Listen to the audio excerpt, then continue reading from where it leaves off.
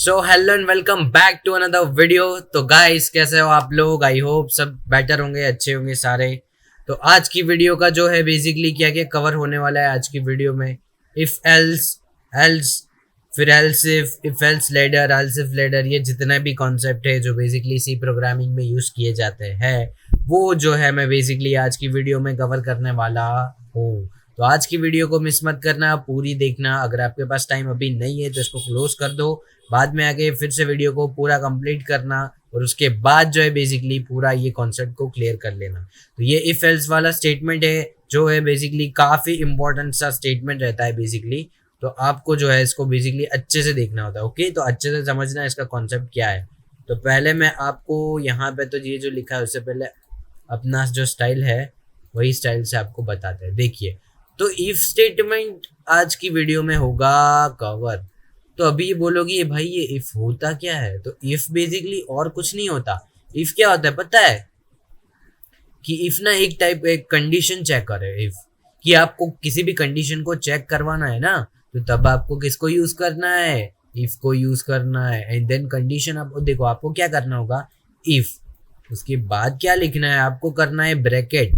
अब ये ब्रैकेट में आपको क्या करना है? ये ब्रैकेट में वही चीज लिखनी है, मतलब वही कंडीशन आपको लिखनी है। समझ में आ रहा है? ये ब्रैकेट में आपको बेसिकली कंडीशन लिखना है, जो कंडीशन आप चेक करवाना चाहते हो।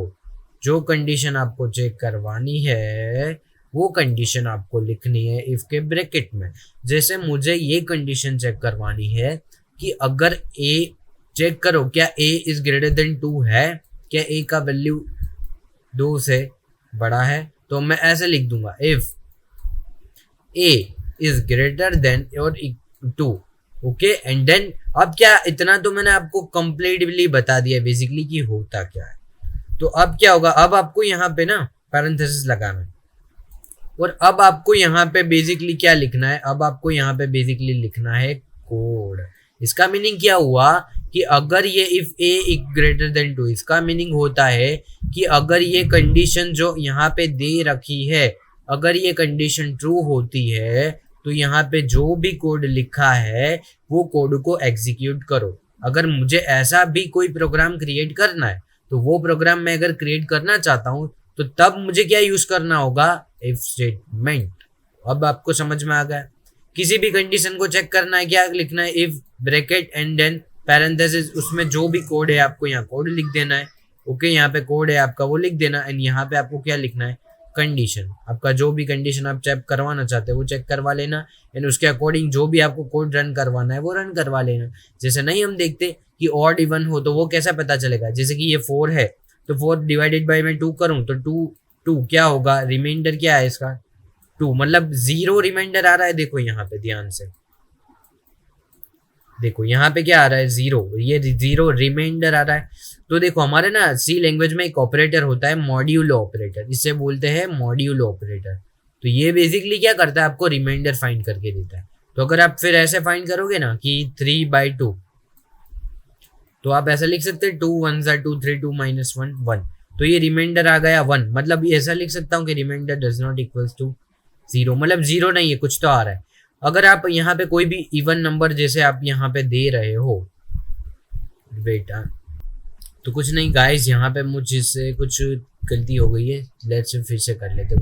वही जो सारा था इफ, तो मैंने आपको समझा दिया था। वो तो सिर्फ मैं आपको कंडीशन बता रहा था। जैसे बेसिकली मैंने वो वहाँ पे लिखा होगा, आप देख ही लेना। तो ओड में क्या था कि ओड जब भी आप लिखते थे ना ओड, तो उसमें आपको पता है क्या होता था? रिमाइंडर आपका जो है बेसिकली वो 0 नहीं आता था। एंड जैसे ही आप इवन को यूज करते थे ना, तो इवन में क्या आता था? आपका रिमाइंडर जो है बेसिकली 0 आता था। तो अगर मुझे कुछ ऐसी कंडीशन चेक करवानी होगी रिमाइंडर 0 हो तो ये आउटपुट देना कि ये है 1, अगर ना है तो आउटपुट देना ये है ऑड। तो ऐसे प्रोग्राम्स को अगर आपको क्रिएट करना है तो बेसिकली आपको यूज करना पड़ेगा इफ स्टेटमेंट, जो मैं आपको अब बताने वाला हूँ। आपको सारा सिंटेक्स विंटेक्स क्लियर है? चलिए देखो यहाँ क्या लिखा है, if we want to check some condition we have to use the if statement. अगर आप किसी कंडीशन को चेक करना है तो यूज करना है इफ स्टेटमेंट को। Let's take one example to understand this concept. तो सिंटेक्स बेसिकली यहाँ क्या रहेगा? Syntax of if statement. अब यहाँ लिखना है इफ अब यहाँ लिखना है condition that we want to check, मतलब जो भी कंडीशन आपको चेक करवाना है वो कंडीशन आपको यहाँ पे लिखना है। एंड देन ब्रैकेट को कर लेना है ओपन यहाँ से, एंड देन ये ब्रैकेट के यहाँ पे जो भी आप बेसिकली कोड लिखोगे वो कोड एग्जीक्यूट को होगा जब ये कंडीशन सेटिस्फाई होगा। ओके, जब ये कंडीशन सेटिस्फाई तो क्या होगा, ये कोड एग्जीक्यूट होगा आपका। तो when the condition satisfy तो this code will execute, तो ये कोड एग्जीक्यूट होना चाहिए। तो आई होप इफ आपको पूरा क्लियर होगा। अगर आपको डाउट है तो कमेंट बॉक्स में कमेंट कर देना कि मुझे ये पार्ट में प्रॉब्लम है, तो आपको मैं कुछ भी गाइड कर सकूँ कि क्या आपको डाउट था वो सॉल्व भी कर सके। चलिए, तो अब आई होप आपको क्लियर होगा, तो हम बढ़ते हैं बेसिकली आगे। चलिए, तो यहाँ पे दे रखा है अब एल्स स्टेटमेंट। तो अब देखना, इसको भी मैं आपको पहले यहाँ पे अपना वही मेथड है ब्लैक स्क्रीन से आपको समझाएंगे कि एल्स स्टेटमेंट बेसिकली ऐसे सिर्फ ओनली एल्स तो आप ऐसे यूज नहीं कर सकते। आपको कब यूज करना है कि आपने इफ यूज किया, यहाँ पे आपने कुछ कंडीशन पुट की एंड यहाँ पे आपने ये इसको ओपन कर दिया। उसके बाद देखना ध्यान से कि इफ के बाद अगर यहाँ पे कोई भी कंडीशन था वो सेटिस्फाई होने के बाद ये कोड रन होना चाहिए, मतलब एग्जीक्यूट होगा तभी रन होगा। तो अगर मुझे कुछ ऐसा प्रोग्राम क्रिएट करना है, ध्यान से सुनना, कि अगर ये इफ कंडीशन चेक ना हो तो तू क्या करना पता है, तू ये वाला कोड रन कर देना। मतलब मैं इसको दो पॉसिबल वे दे रहा हूँ। देखना, आपको अगर फ्लो चार्ट आता होगा तो ये कॉन्सेप्ट आता होगा। ये डायमंड सिंबल था इफ के लिए, तो ये डायमंड ना आपको दो आउटपुट देता था, यस आउटपुट, एंड आपको देता था सेकंड वाला नो का आउटपुट। तो यस का मीनिंग क्या, अगर ये ट्रू है तो ये वाला कोड रन करो, मतलब ट्रू में ये वाला कोड रन करो। एंड अगर फॉल्स है तो फॉल्स है तो क्या करना है, वो तो सिर्फ हम इफ में पढ़े ही नहीं थे, मतलब ये पार्ट पहले इफ में नहीं देखा था हमने, मतलब पढ़ा था बट इफ स्टेटमेंट पढ़ रहे थे तो सिर्फ इतना ही देखा था हमने। अभी क्या देखने वाले हैं कि अब अगर हमें नो दे रखा है बेसिकली तो हमें क्या करना चाहिए।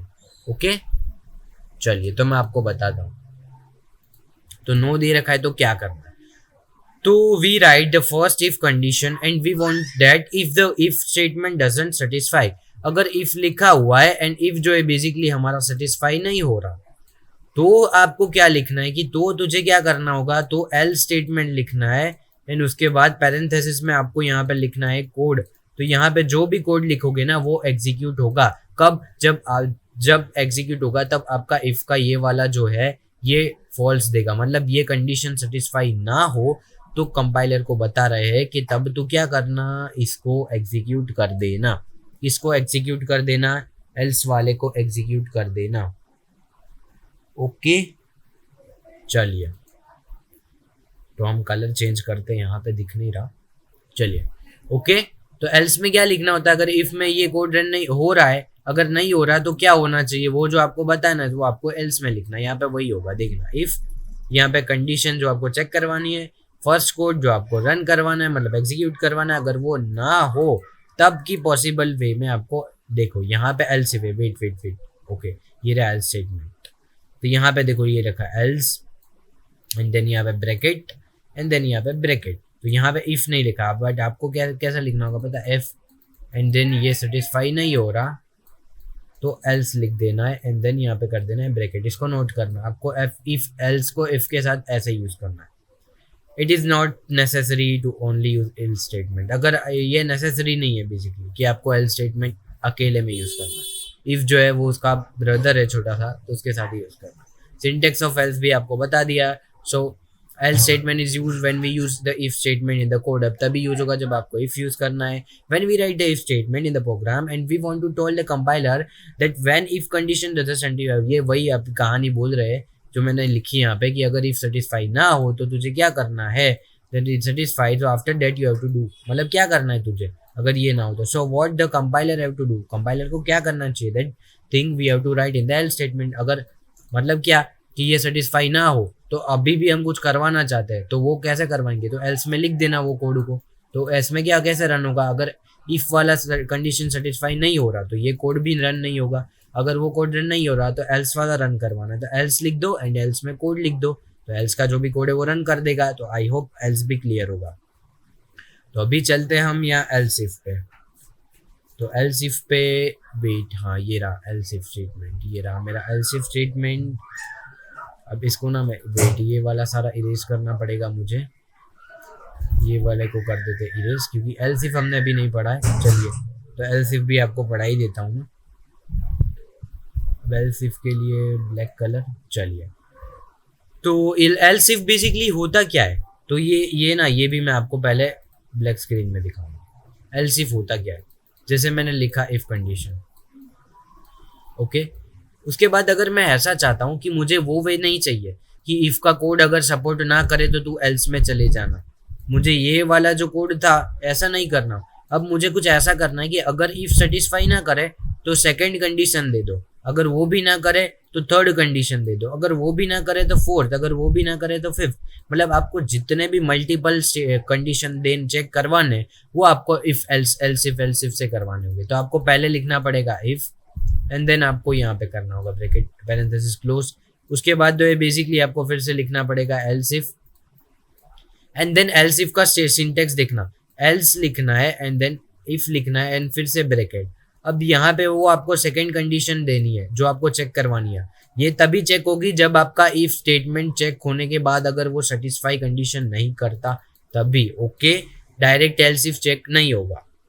अब उसके बाद चलो मुझे यहाँ पे 3 कंडीशन चेक करवानी है, तो फर्स्ट यहाँ पे, सेकंड यहाँ पे दे रहा हूँ, तो देखो ये फर्स्ट, ये वो मेरी सेकंड। तो देखो बेसिकली यहाँ पे कि एल्स इफ जो है देखो 3 कंडीशन है तो फर्स्ट इफ देगा। अब ऐसा मत कहना इफ के बाद भी इफ कर दो, इफ के बाद इफ कर दो, ऐसा नहीं। आप क्या करेंगे, सिस्टमेटिकली जाएंगे। इफ अगर चेक करवा लिया चलो नहीं होता तो कहाँ पे जाएंगे, एल्स इफ में। तो 2 कंडीशन चेक एंड थर्ड कहाँ से दूंगा, अब देखना ध्यान से, अब देखना अब यहाँ पे कैसा होगा। चलिए 3 कंडीशन चेक करवानी, तो अब यहाँ पे मैं ऐसा भी कर सकता हूँ ना कि मुझे चलो तो मतलब ऐसा मेरे पास कि कोई प्रोग्राम है कि 2 कंडीशन चेक करवा रहा है, मतलब थर्ड, मतलब देखो ध्यान से, यहाँ मैं एल्स लिख दूँ तो नहीं चलेगा काम।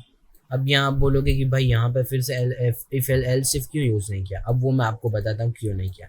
देखना कि इफ में कंडीशन चेक नहीं हो रहा है तो वो सेटिस्फाई नहीं कर रहा, एल्स इफ में भी नहीं कर रहा।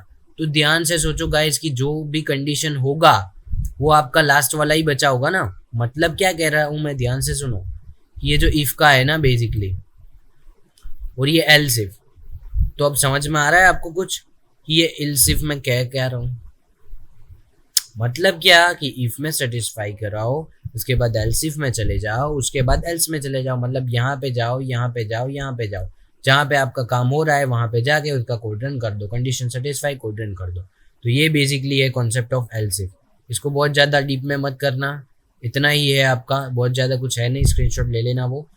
We write the first condition if condition we want that if the statement doesn't satisfy, so at that time when we want to check another condition, so for that we can use else if statement। अगर if का condition satisfy नहीं हो रहा, मतलब नहीं हो रहा तो, और उसके बाद हमें कोई दूसरा करवाना है तो else if लिख दो और उसमें another condition लिख दो एंड कोड को एंड कर दो। और उसके बाद आपको यहाँ पे ये भी लिखने का है else if, else कर दो यहाँ पे, ओके। चलिए तो इतना है। उसके बाद ये बेसिकली क्या है, ये हमारा है else if ladder. Else if ladder में क्या होगा ये मैं आपको बताता हूँ कि when we write the if condition and we want that if the statement doesn't satisfy, so check second and if second is also not satisfy and we want to check the third condition, so for that we have to use the else if ladder. मतलब else if ladder क्या है कि first condition check करो, satisfy हो रही है, चलो नहीं हो रही तो एल्स इफ में चले जाओ, चेक करो हो रही है नहीं हो रही, उसके बाद यहाँ पे जाओ चेक करो हो रही है नहीं हो रही, उसके बाद यहाँ पे जाओ हो रही है नहीं हो रही, सारी कंडीशन है नहीं हो रही तो लास्ट में एल्स क्यों दिया कि कुछ भी ना हो तो क्या करना, एल्स को सेटिस्फाई। एल्स तो क्या है वो कोड रन कर ही देगा। अगर ये सारी इसको सेटिस्फाई नहीं होती एक भी ये चारों में से, मतलब तो ये एल्स रन ही होने वाला है, ओके। तो ज़्यादा इसमें आप वो करना मत, क्योंकि आपको आज मैंने कितना कंप्लीट करवा दिया। देखो इफ़ कंप्लीट करवा दिया है, बेसिकली हमने एल्स भी कंप्लीट करवा दिया है, फिर एल्स इफ भी मैंने आपको बता दिया अभी, एंड बचा था वो आपका एल्स था। फिर उसके बाद आपका क्या है बेसिकली एल्स इफ लैडर जो है बेसिकली वो भी मैंने कंप्लीट करवा दिया। उसके बाद ना एक इफ एल्स लैडर होता है, देख लेते। देखो इफ एल्स लैडर तो वो कैसा है बेसिकली कि देखना कि when we want that if this conditions is satisfy, so check this and after that check the second condition and after that check the third condition and it is not satisfied, so check the else statement, for that we can use the if else ladder। अब ये क्या आपको समझ में नहीं आया होगा मैं आपको बताता हूँ, but this is not preferable way only for understanding purpose, मतलब ये ज़्यादा यूज़ मत करना कि ये कंडीशन सेटिस्फाई करे ना तो उसके ब्रैकेट में हम देखो इफ लिख रहे हैं, अगर एक कंडीशन के अंदर दूसरी कंडीशन दे रहे हैं, ध्यान से देखना, कंडीशन 1 जो है अगर वो सेटिस्फाई करेगी तो उसके ब्रैकेट में हम दे रहे हैं कंडीशन 2, अगर वो सेटिस्फाई करेगी तो उसके ब्रैकेट में हम दे रहे हैं कंडीशन 3, मतलब ऐसे कंडीशन के अंदर condition, condition inside condition, condition inside condition, तो उसको बोलते हैं हम इफ एल्स लैडर। अगर आप ये करोगे ना यूज प्रोग्राम बनाने में करना तो आपका कॉन्सेप्ट बिल्डिंग हो सके, उसके प्रोग्राम भी अपलोड कर देंगे हम, और इसमें ज़्यादा कुछ है नहीं। देखो तो यहाँ पे कैसा लिख रखा है, इफ़ अगर ये सेटिस्फाई हो तो ये अंदर वाले इफ़ में जाना, अगर ये सेटिस्फाई ना हो तो क्या करना वो भी लिखना पड़ेगा, तो इसलिए मैंने यहाँ पे एल्स भी यूज़ किया है। देखो आई होप आपको ये सारा समझ में आया होगा, जितने भी लैडर्स थे हमारे, इसका प्रैक्टिस करवा दूंगा मैं, आप टेंशन मत लेना। ओके, तो आपको सिर्फ एक ही काम करना है, वीडियो को ज़्यादा से ज़्यादा अपने फ्रेंड्स के साथ शेयर करना, लाइक करना, कमेंट करना। Till then good bye all of you, तो मिलते हैं अगली वीडियो में, तब तक के good bye, thank you for watching my video.